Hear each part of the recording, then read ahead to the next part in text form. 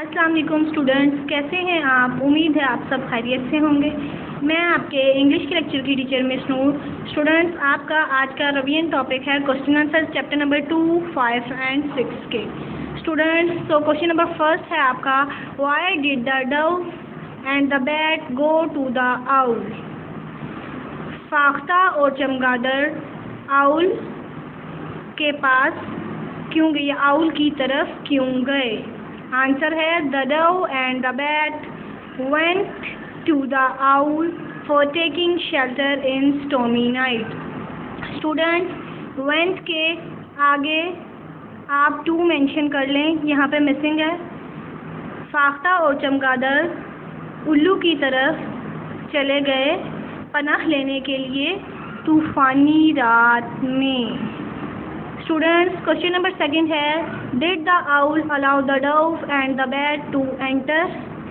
क्या उल्लू ने फाख्ता और चमगादड़ को दाखिल होने की इजाज़त दी?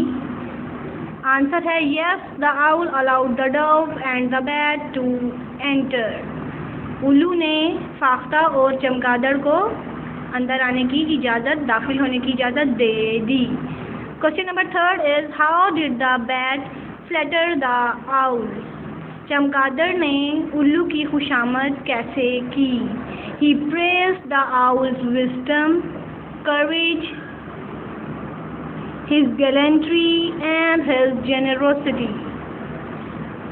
उसने उल्लू की दानाई, उसका हौसला, जुर्रत, उसकी होशियारी और उसकी फ़याज़ी की तारीफ़ करके उसकी खुशामद की।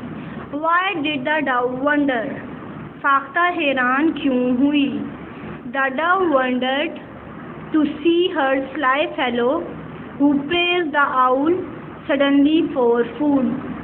फाख्ता इसलिए हैरान हुई उसकी होशियारी देखकर कि वो खाने के लिए उल्लू की अचानक तारीफ शुरू कर दी। The next question is, how did the owl behave with the dove? उल्लू ने फाख्ता के साथ कैसा बर्ताव किया या कैसा रवैया रखा? The owl behaved with the dove very badly. उल्लू ने फाख्ता के साथ बहुत बुरा सलूक किया। He said to the dove, उसने फाख्ता से कहा, You are an ungrateful bird. तुम एक नाशुक्रगुजार परिंदे हो। You do not deserve this hospitality. Deserve का मतलब होता है तवक्को रखना, hospitality मेहमान नवाजी। तुम इस मेहमान नवाजी को काबिल नहीं हो या कबूल नहीं करते। The next question is, did the girl accept the old woman's request? Student, यहाँ पे woman के आगे एपोस्ट्रोफ डाल के s मेंशन किया हुआ है, आप इसको राइट कर लीजिएगा। यहाँ पे कहा जा रहा है, क्या लड़की ने बूढ़ी औरत की इल्तिजा कबूल की? No, the girl did not accept the old woman request. लड़की ने बूढ़ी औरत की इल्तिजा कबूल नहीं की। Who followed the girl at night? Students, followed का मतलब होता है पैरवी करना, ठीक है। Who followed, किसने लड़कियों की रात में पैरवी की? The warrior followed the girls at night. जंगजू ने लड़कियों की रात में पैरवी की। What kind of a person was the warrior? जंगजू किस किस्म का शख्स था? The warrior was the loving and kind person. जंगजू बहुत ज़्यादा अच्छा, प्यार करने वाला और रहमदिल शख्स था। Students, the next question is, why did the younger son carry an apple and a bit of bread with him? Students, आप सबको पता है कि वॉल वर्ड्स के साथ एन मेंशन होता है। यहाँ पे सिलेबस मिस्टेक है, आप काइंडली इसको करेक्ट कर लीजिए। वो कह रही हैं, छोटे बेटे ने अपने साथ सेब और थोड़ी सी रोटी क्यों ली? He carried an apple and a bit of bread in his pocket because when he had done his work, he sat down to eat them. उसने सेब और थोड़ी सी रोटी अपनी जेब में रख ली क्योंकि जब वो अपना काम ख़त्म कर चुका, he sat down to eat them, वो उसे बैठ कर खाए। ठीक है। The next question is, where did the boy drop the apple and why? लड़के ने सेब कहाँ गिराया और क्यों? He dropped an apple in the fairy ring because he wanted to make a fine feast for the little people.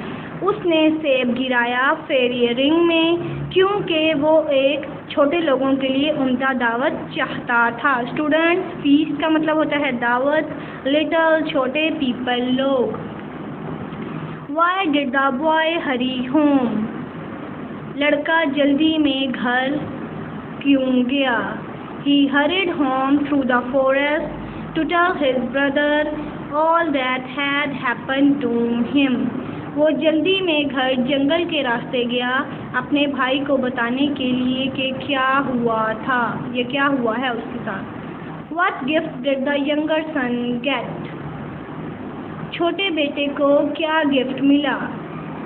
Younger son got a fine feast for the little people as a gift. छोटे बेटे को लोगों के लिए तोहफे के तौर पर उम्दा दावत मिली।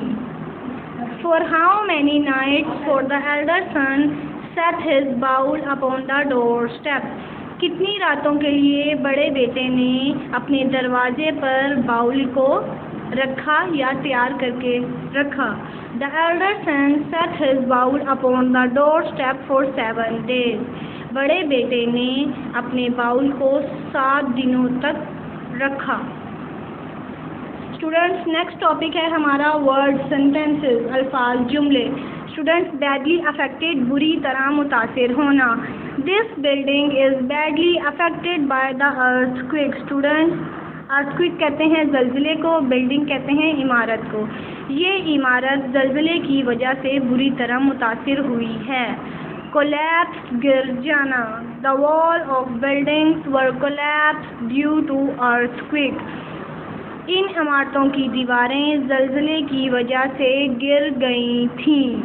जाइजेंटिक कैलेमिटी, बहुत ज़्यादा बड़ी आफत। All the system were destroyed in this gigantic calamity. तमाम निज़ाम इन बड़ी आफत की वजह से तबाह हो चुका था। स्टोर्ड एनर्जी, ज़ख़ीरा शुदा ताकत या ज़ख़ीरा शुदा energy. An earthquake in the result of the sudden release of stored energy in earth. ज़लज़ला जो है वो ज़ख़ीरा शुदा एनर्जी का नतीजा है। inaccessible, पहुँच से बाहर होना या नाकाबिले रसाई। Many areas are inaccessible for the government to help them. बहुत से इलाके मदद करने के लिए गवर्नमेंट की पहुंच से बाहर हैं। Rubble and wreckage, मलबे को कहते हैं। People try to clear the rubble and wreckage with their bare hands. Students, bare hands का मतलब होता है नंगे हाथ। People tried, लोग कोशिश कर रहे थे मलबे को अपने नंगे हाथों से साफ करने की। होपफुली स्टूडेंट्स, आपको आज का लेक्चर अच्छे से समझ आ चुका होगा। आपने तमाम सिलेबस को अच्छे से रिव्यू करना है क्योंकि 5 सितंबर से आपका ऑनलाइन पेपर स्टार्ट हो रहे हैं जिनका टाइम बहुत ही ज़्यादा लिमिटेड होगा। आपका पेपर टोटल मार्क्स 50 होंगे, ईच कंटेन 2 मार्क्स। अगर आपको इसके रिगार्डिंग कोई इशू है या आपके माइंड में कोई क्वेश्चन है तो आप ज़रूर पूछें या स्कूल ऑफिस आकर रब्ता करें। अपना ख्याल रखिएगा। Take care. अल्लाह हाफिज़।